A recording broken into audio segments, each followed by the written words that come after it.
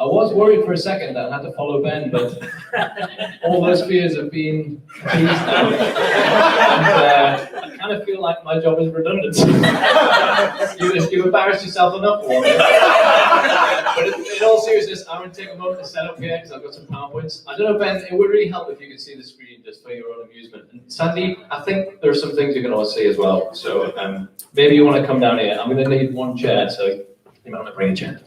All right, hopefully the technology is not going to fail me. My name's Luke, as you probably all know by now, and as Ben has mentioned, he was best man at my wedding, so very gentlemanly of you to return the favour, especially amongst so many good groomsmen. I thought I should shout that out, really. So I feel very honoured that you've asked me to be a best man. I would like to start with a confession. The confession is every time I come to a wedding, I put some money into a sweepstake. On how long the speeches are going to be. So money goes into a pot, everyone has a guess at how long they're going to be. And I've got to confess, full disclosure, that today I went for 2.5 hours. So you all thought you were the lucky ones getting to come to the wedding live, but these guys can all turn it off whenever they want. You guys have got to sit here and listen. Ben has been involved in many upsets in his life. I mean, like competitively upsets. Back in, I think it was 05, 06. Huge game of basketball Ben was involved with. Ben basically played basketball for the school team with 4 Treebeards, if you know what that is from Lord of the Rings, and I was one of them. And then there was Ben, who was actually really good at basketball. We played a team who were kind of full of academy players, and we actually won. And on that day, I think Ben scored 98% of our points. He was involved in that. He was involved in 2008 and 2009 with some FIFA upsets, in 2010 and 2011. 2012, I can go on. Been a lot of FIFA in our life.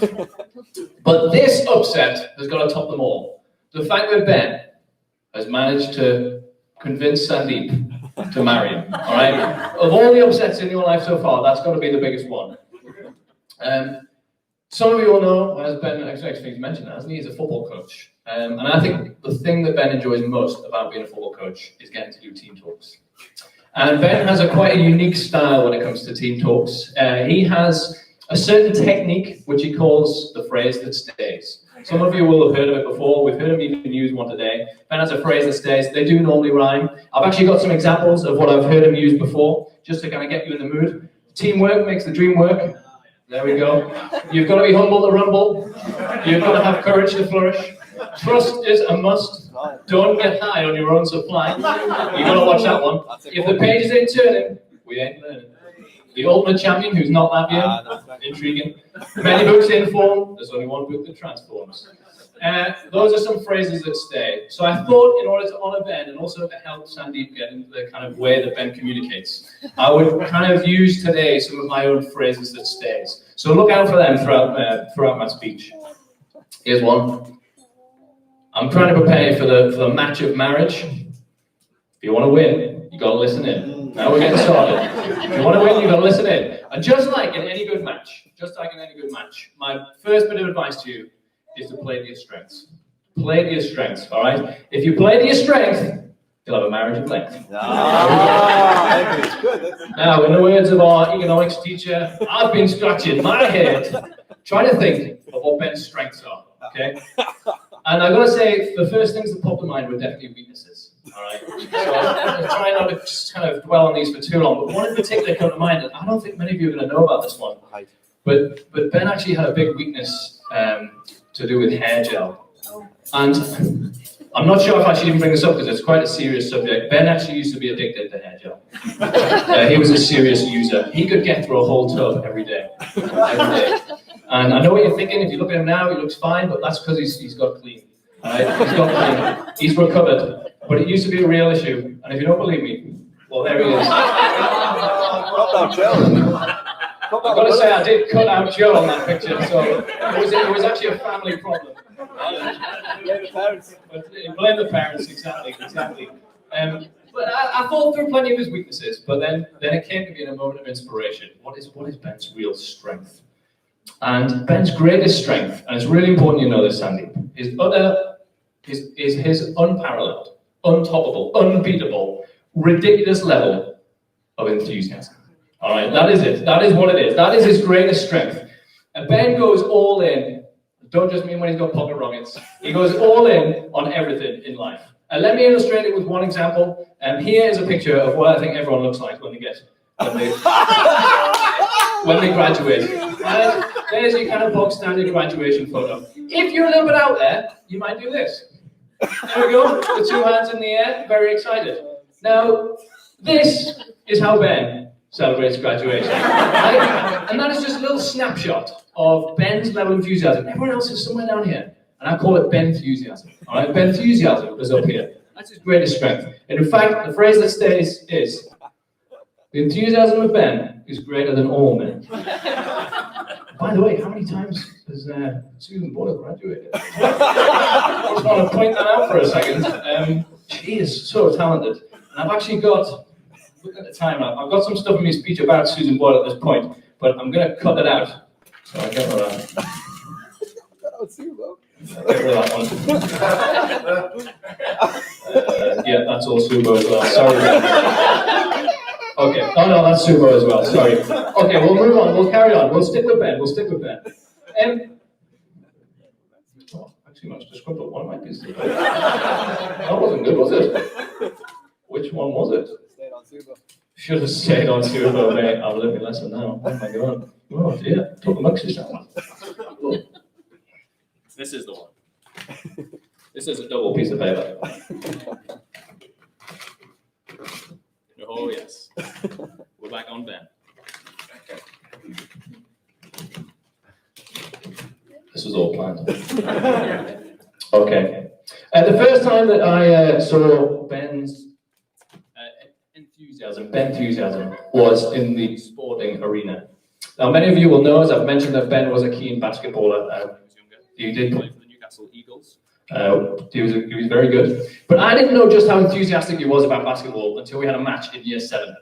We had a match against Benfield School, and we were on defense. The ball came in from their team towards Ben. So he leapt up like a salmon. Up he went, and he caught the ball, caught it just like this. That's exactly how I caught it. And then I was stunned. It was an amazing catch. You're probably thinking, that's not that good. Most basketball players can catch a ball. However, at the time, Ben was playing right midfield for the school football team. And so the phrase that stays for this one, give away a pen and never get picked again. Ben managed to catch the ball in the middle of his own box, give away a penalty. I think we lost the game 1-0 if I remember correctly. We won 1-0. No thanks to Ben. But what I will say is that was the start of a lovely time for me and him sitting on the bench for the school football team. So thanks for that one, Ben. His level of Ben enthusiasm has also spilled out into his creative side, as I think you probably all know. We were sat in biology one time, and we should have been listening, but we weren't. We were chatting away with another friend of ours, and when we tuned back into the conversation, when we tuned back into what the teacher was saying, she said this. And that is why Billy Rubin is so important. Those were exact words. So me and Ben looked at each other. One of us said, who on earth is Billy Rubin? Who on earth is Billy Rubin? Why is he so important? Like seriously, what has he done? Did he invent painkillers? What was it? Now, Sandeep, I reckon you know, as a pharmacist, that Billy Rubin is in fact a chemical substance that our bodies create. But this didn't stop Ben making it his life's work to try and tell everyone about the fictional man, Billy Rubin. It started off as some classic secondary school banner. There was a Facebook page made for Billy Rubin, all kind of standard stuff. And every time someone was, Billy Rubin added someone, they said, oh, who's this Billy Rubin guy? Wow, that was like an absolute win for us. We were in stitches. We thought it was great. Now, maybe you would all think that's about the standard level of banter. But Ben is more enthusiastic than most. My phrase that stays for this one, zone out in biology, end up writing a biography. That is right. Ben spent a long time writing a fictional biography of Billy Rubin. It was longer than his dissertation. Okay, you're thinking. Pretty funny though, pretty funny. But it's a bit far, but it's all right. Well, it was until the next year, when part 2 of the biography came out. At this point, Ben's, I think, at university and doing a full-time job, and yet he still finds time to write a full-length book about a fictional person. And then the third one came out, entitled Silly Billy. which, you know, was an instant bestseller about Ben's made-up fella. There's a phrase that stays. Ben has not stopped at writing books. If only he had, if only he had. I'd like to share with you some movies. There's Lord of the Rings. Lord of the Rings takes 11 hours to watch. The Hobbit takes 3 hours to watch. The Batman trilogy takes 7.5 hours to watch. The Godfather trilogy takes 8 hours to watch. All of the 8 Harry Potter films, me and Ben should know, we once did this, take 20 hours to watch. Now, if you were to sit and watch all of those movies, all of them, back to back to back to back to back to back, you still haven't reached the amount of YouTube content that Ben has created. In fact, you're still 3 hours short. You're still 3 hours short. 52 hours of YouTube content. That's over 2 days. And actually, today he showed me some private playlists, which I couldn't even see. So there's even more out there. Should point out that those movies made about $13 billion worldwide. Ben is currently on 30,000 views, and most of them were me preparing for this speech. I did notice something interesting in those YouTube videos, Ben. So back at school, when Ben was working, he was one of those people who would cover up his work. He was very keen on his intellectual property. So you know, like when someone's covering up and they're writing like this, no one's going to copy me. I'm really clever, mate. He was quite clever. But what is ironic is that, as far as I can tell, in every single YouTube video that Ben has done, he has used the intellectual property of this man, Ludovic Einaudi. This is his particular favorite song, if I'm correct, Ben. I think it's called I Giorni. But if you go and watch any of Ben's videos, you will hear this song, or one of Einaudi's songs, in the background. So I'm not allowed to copy Ben's maths equations. I'm not allowed to copy his biology homework, but he is allowed to rip off Einaudi for 52 hours. Sandeep, when you said for richer, for poorer, I hope you meant it. Because when the lawsuit comes in, it's going to be a big one. It's going to be a big one. It doesn't even matter what kind of video. It's a rousing teen talk. It's an update on his church life. It's a motivational speech. It's a sermon. It's got Einaudi in the background. The phrase that stays, who needs other music when you've got a bit of Ludovic? But I've got to say, Ben does have good musical taste. She's been mentioned already. I've had to cut her out of my speech a bit, but I had to leave this bit in. This is the only point I'm going to mention an ex-girlfriend, and it's only to say that Ben said to his ex-girlfriend that he was going to book tickets for the Susan Boyle musical. A few months later, when the day finally arrived, she honestly thought he was joking. So she had no intention of going to the musical with him. I get a phone call that day. The only person who'll go with him, basically. Hey, look, I've got a spare ticket to the Susan Boyle musical at the Theatre Royal. Would you like to come? Thus begins the best date of my life. Absolutely. Even Subo herself made an appearance at the end of the night. She came on for a couple of songs, and the people behind me and Ben had to ask us to sit down halfway through her first song, because we were the only people still continuing with the standing ovation, and also singing along. And at the end, we even hung around backstage in order to meet the woman herself. And we dreamed a dream, dare I say, that she would walk out of that door, see 2 Geordie lads and say, you guys are what I've been waiting for. I've been wanting to go on a night out in Newcastle all this time. And we dreamed that dream. But there are dreams that cannot be. And there are storms that we cannot weather.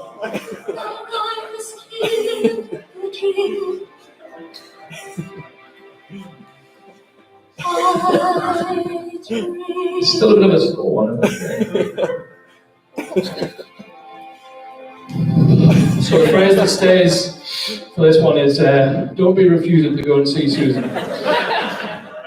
Oh, man, let me just compose myself. Well, in our love for music, Ben and I noticed there was a gap in the market. Oh, there was a big gap in the market. I'm sure you all spotted it as well. We've been out on many a night out. We've been at all the clubs in Newcastle. We've been popping some booze. We were in the club, as you can probably tell. And we noticed there's never any Christian dance music getting played at the clubs. And why is that? Why is there no good Christian dance music? And so our eyes were like full of pound signs as we worked on our first album. And it was absolutely brilliant. The husky tones of Ben Wildman, you've just heard them, mixed with some horrendously bad mixed music. But, however, having said that, There are only 8 copies left. There are only 8 copies left. These bad boys have sold at a rate of 1 every 5 years. So if you don't get one today, by the time I'm 70, they're going to be all gone. All right? Sadly, the second album was not so good. This is one of Ben's attempts at a remix of Amazing Grace. Let's just enjoy this for a moment. Ben went incredibly rogue, I gotta say, on this last album. The phrase this day is, when the Christian dance music is dropping, absolutely no one is bothered. Ben's enthusiasm took over. He took all composing control, and it ended in, well, you just heard it. Ben's enthusiasm, as I like to call it, has also perhaps most distinctly affected his dress sense. Like we've all dressed up in our lives, haven't we? Most of the time, it's during primary school. But Ben, well, I've got a few of him in primary school. Here's Ben as a camp Batman. For those of you who can't see that, sorry, Joe. I'm afraid you've been captured in that one as well. Here he is dressed as a tissue. Here he is dressed as Fab Flanoy. For those of you who don't, he was an excellent basketball coach. And here he is, well, the less I run on, the better. The most worrying thing about this photo is I was at the house earlier and I saw what Ben was packing for tonight. So the worst thing is that he still has the fireman hat. And I gotta say, I haven't seen the Speedos, so let's only hope that he's throwing them out. And there's been a bit of a pattern emerging, actually, because Ben has already been warned against some public indecency. Many of you will know that Ben spent the last 4 years at Oak Hill College. For those of you who don't know Oak Hill College, it's a pretty serious place, I would say. It's a pretty serious place. People are there to learn, people are there to study theology of all things, people are there to write essays. And recently, Ben was on a lecture, an online lecture on Zoom. And during that lecture, Ben decided to get changed. Now, Ben is a millennial, and I'm 100% sure he knows how to use his camera on Zoom. So I can only assume that what happened next was a deliberate attempt to just expose some flesh at an online lecture. And I thought I could just picture the scene. He probably put his hat back on, and he absolutely, definitely set the scene with a bit of music. And just as he was undoing his tie, thankfully, Professor Ward stepped in. Ben, you've got to turn your camera off. Get it off now. Well, I'm not allowed at Oak Hill. I don't know how he actually passed all of the exams after that happened, but it did lead to a cracking phrase that stays, which is, you're going to be downgraded if you join online lectures naked. Well, we're moving towards the end, but I've got to talk about Ben's work habits. So, as I said at the start, most of us are living down here. We've got one job, maybe we've got 2 jobs. Ben and David Lloyd, they basically sacked everyone else because Ben was lifeguard, personal trainer, manager, worked behind the bar, worked at the welcome desk, cleaned up, shut the shop, looked after the staff. He did everything. He also became the self-designated caretaker. Ben would finish the night shift and he would close up and he'd wave goodbye to his colleagues. And then out of his big bag, he would pull out a tent and pitch up next to David Lloyd. Now, most of us maybe, I don't know what you have beside your bed, maybe a glass of water, maybe an alarm clock, maybe your phone. Ben likes to sleep with a Premier Gym and Leisure Centre, just there, just so he can just reach out and touch it, just to check it's still there. Oh, it is a phrase that stays for that one, when you can't pay your bills, just live like Bear Grylls. Now, you fast forward several years, and it's moving from being a little bit funny to actually being very concerning. Ben is now an experienced squatter. Ben has camped outside Oak Hill College. Ben has slept in garages. Ben has slept in cars, not all of them his own, I don't think. Ben has slept in essentially random people's houses. He once spent a little while secretly living in college without really letting anyone know, just kind of sneaking up every night and sneaking back every morning and pretending that he wasn't living there. Sorry if I just outed him on the live stream. And I'm told that when he finally got his own room this term, this summer, he still hasn't given the key back because he's that desperate. And it's not funny, it's serious. Those who squat get got. All right, there's a phrase that stays for you. Everyone knows that. Squatting is punishable then by a fine of up to £5,000 and 6 months in prison. And so I just want to say, I hate to belittle this thing of beauty, but it's very possible that Ben is only getting married to put a roof over his head. For once and for all. It's very possible. In fact, I saw, when I found this fireman hat, I was digging around, and I also saw what Ben's vows were going to be. If they didn't use the traditional vows in church, these were his genuine vows. If I can live indoors, baby, I'm all yours. If it gets me out of a tent, I'll consent. If I don't have to trespass, I want you as my lass.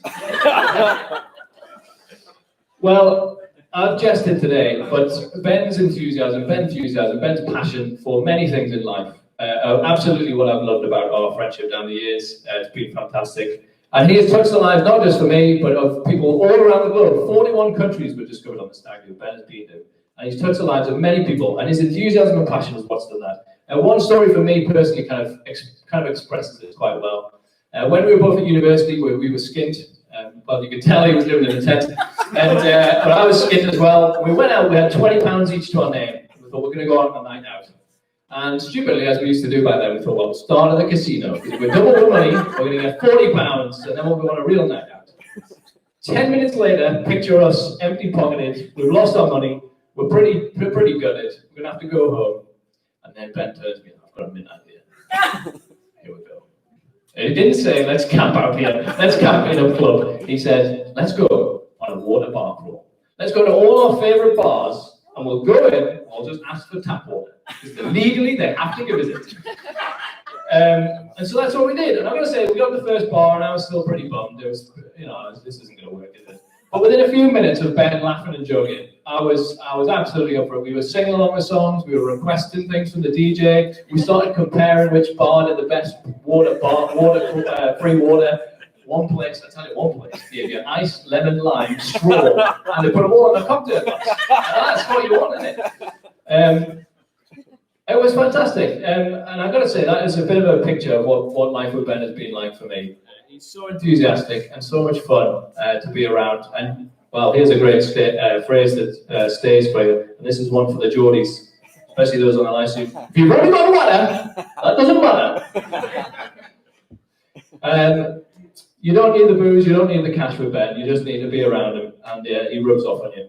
There are two final things that I'd like to share, which Ben is particularly enthusiastic about. Ben's enthusiasm. The first one, of course, is his beautiful bride, Sandeep. You look absolutely amazing today. You really do. We've only met a few times, but a little bit like what Carl was saying earlier, you can instantly kind of get the feel of your warmth and kindness and your patience. Gotta need patience with Ben. But that kind of calming atmosphere that you bring as well. And it's just been lovely to start to get to know you. And you two are really great together. They're a great pair. And I said at the start that I'm trying to prepare you for the match of marriage, if you like. So here's a phrase that stays for you. An epic teammate to share the weight as you go into this match together. And I really believe that you two are great teammates and you're going to make each other stronger. Again, a little bit like Carl was saying earlier. There's one final person, this is the last bit, and then I'm going to pass on to TARDIS, who's going to do a much better job than me. There's one final person who Ben is passionate about, and I couldn't give this speech without talking about him. There's one person who's made him the man he is today even more than everyone he's mentioned so far. Anyone who's met Ben, probably within a few minutes, will know that he is passionate about following the Lord Jesus. And his enthusiasm for Jesus is greater than his enthusiasm for anything else. I might sound a bit weird to you, given everything I've just talked about, and everything he's talked about, and everyone I've mentioned. Maybe it strikes you as odd that he'll be most enthusiastic about Jesus. But it's because in Jesus, Ben has met God himself. He has met God. And God has said to him, Ben, despite all your enthusiasm, despite all your gifts and skills, despite all your great things, there's a match that you've not been able to win. There's a match you will never win. You cannot beat death. Death is undefeated, except by one man, and that is the Lord Jesus. He has defeated death on your behalf. He's given you a victory that you could never have won. and he's offered you a new life and a new hope. And it's that enthusiasm for Jesus, because of all he's done for you, that will give you both what you need in your marriage ahead. Ben, I just encourage you, the final thing I want to say is to keep being passionate about all that Jesus has done for you, all that he's won for you, and remind Sandeep of it every day. And Sandeep, remember all that Jesus has promised you, and point Ben to it every day. In the match of marriage, there'll be moments of loss, and there'll be moments of joy. There'll be moments of weariness, and there'll be moments of excitement. There will be moments of struggle, and there will be moments of delight. And through it all, keep your enthusiasm for the one who has been through suffering and death and come out the other side, all for you, who's preparing a wonderful new home for both of you. Keep your enthusiasm for him. And so I'm going to pass over the final phrase that stays to someone who can write a lot better than me. No guilt in life, no fear in death. This is the power of Christ in me. From life's first cry to final breath, Jesus commands my destiny. No power of hell, no scheme of man can ever pluck me from his hand. Till he returns or calls me home, here in the power of Christ, I'll stand. That's the phrase that stays. That's what you want to remember as you embark on this great match together. Will you stand up and join me in a toast to the wonderful Ben and Sandeep, the bride and groom. Hey.